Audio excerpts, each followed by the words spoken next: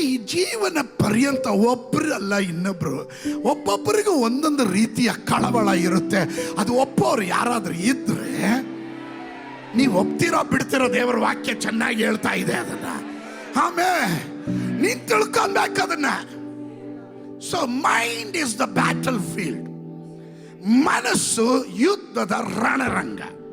ಶತ್ರು ಸೈತಾನನು ಅಲ್ಲಿ ಬೇಡದೇ ಇರುವ ಬೀಜ ಬಿತ್ತಬಾರದು.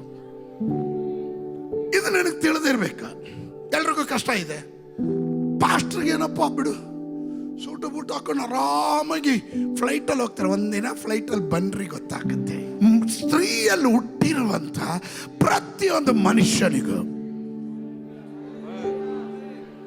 ಅವನ ಅತ್ಯಲ್ಪ ಆಯುಷ ಇರೋದು, ಆಯುಷು ಸ್ವಲ್ಪನೇ ಇರೋದು. ಅದು ಆ ಕಳವಳದಲ್ಲೇ ಕಳೀತಾನೆ.